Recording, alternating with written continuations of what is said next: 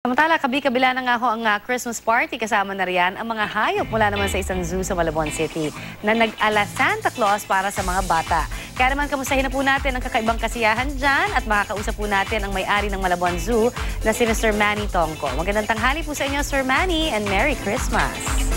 Hello! Hello! Welcome to the Malabon Zoo Animal Christmas Party po! Oo nga. Po, ang team po natin dito ay Christmas is for animals too. Kasi po ang unang bisita po ni Baby Jesus sa kanyang panganganak ay ang mga tupa, mga baka, mga donkey, mga manok, mga owl, mga kalapate. Ganun po.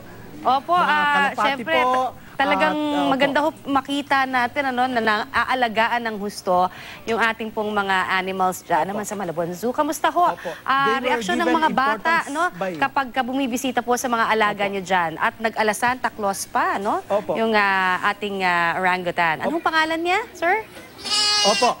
Opo, binigyan po sila ng mga regalo, atong mga orphans po, binigyan ng mga regalo ng 4 na Santa Claus po natin na mga hayop dito. Si Santa Claus Lamb po, na ang pangalan niya ay Miss Universe. Si Santa Claus Pacquiao, orangutan po siya. At si Santa Claus Rudolph Jr. po, usap po siya. At si Santa Claus Diker 230 po, ang malaking tiger natin na nakabis Santa Claus dito, nagbigay ng regalo sa atin mga bata po. Binigyan po sa lahat. Si Jesus Christ po, nang pinanganak siya, bisita niya puro mga hayop po ang unang bisita niya at binigyan niya ng importansya ang mga hayop po. Sa Book of Creation din po, ayan po sa Book of Creation, ang unang ginawa ng God natin is animals before people po. So napaka-importante po itong mga hayop. Araw-araw po, binibigyan nila tayo ng food, clothing, and shelter. Ang problema po, is sinisira natin ng kanilang habitat, kaya namamatay na po sila.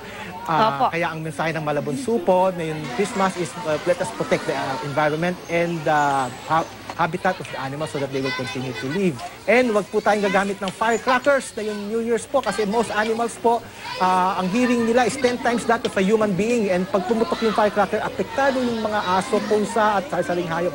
So mensahe ng Malabon Zoo po, wag po tayo gagamit ng firecrackers. Ayan po yung mga bata nasa mga orphans po, naglalaro sa playground ng Malabon Zoo. At binibigyan po sila ng regalo ng sari-saring hayop sa loob ng Malabon Zoo po. Mr. Tongco, very interesting yung mga pangalan ng inyong pong mga animals dyan. Meron tayong Miss Universe, meron pong Pacquiao, merong Duterte pa, no? Ano ho ang, bakit ho yan ang mga napili ninyo? Pwede ho bang malaman? Opo. Kasi we want the animals to be relevant to people po. Lahat po ng occasion ng tao, kay Valentine's po, kay Christmas, kay New Year, kay lahat po na birthdays, gano'n po. Pinapakita natin sa mga bata na animals are the same as humans po. In fact, without them, we will not survive. But without us, they will survive po. Kaya lang po, tayo po, sinisira natin yung gubat po nila.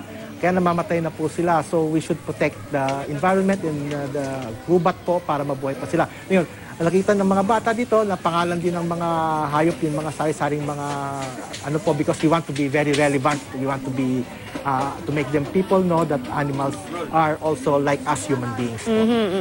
Mawalang galang na po, pero syempre ang isa sa mga tinitignan ng mga magulang, particularly na pupunta po sa mga zoo, yung maayos at naayon po sa tamang regulasyon na pag-aalaga syempre sa inyong mga hayop para ma-secure din yung aming mga anak. Halimbawa, paano ho natin na malalaman, of course, kung pupunta hindi lamang ho dyan sa Malabon Zoo, but in general, talagang kung okay na papuntahin yung ating mga anak dyan at for security reasons din, ano po pwede natin mabigay ng mga tips?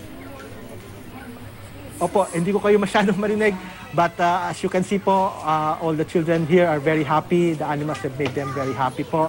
And I hope they are inspired to tell their parents not to use firecrackers and because it will affect the animals and that we should protect the forest so that these animals will continue to live and that because they were, even Jesus Christ, even God gave them importance in the birth of Jesus. The first visitors po were animals, and in the creation, the first ones created were animals ahead of human beings po. Sir, can you hear me better now? Naririnig niyo ho ba ako? Now, very clear now. Okay. Now, clear na po. Sige po. Ano ho ang mga special activities kung meron pa tayo dyan na nakaschedule sa Malabon Zoo po ngayong pong Pasko o kaya bagong taon? Opo. We have shows po here like the largest crocodile in Metro Manila. Baka sa Luzon po, largest crocodile in Luzon, si Shaq O'Neal po ang crocodile niyon. Nag-show po yon everyday dito. And then we have the Arapaima, the world's largest freshwater fish. Mga 10-footers po ito. Everyday nag-show po ito dito din po. Ayan po, nakita niyo po mga orphans surrounded by the animals. Ayun si Tiger to Dirty po. Nagbibigay ng regalo po. At ayun po, the ship po, ang pangalan niya, Miss Universe. Okay. Ayan po, nagmimerienda na po at sa playground na po ang mga bata. So everybody's having fun at the Malabon Zoo po. At the same time, we tell them in our shows na ito po ang mga animals na kailangan ng proteksyon ng human beings because pag nasira ang gubat, nasira ang ating katubigan, nagiging endangered po itong mga hayop na ito at namamatay na po sila po. Alright, Merry Christmas po sa inyo po dyan sa Malabon Zoo, Sir Manny. Thank you po. Thank you very much Thank you, po. Merry Christmas po. Everybody! Yay! Christmas! Ayan naman po si Ginoong Manny Tongco mula naman sa Malabon Zoo.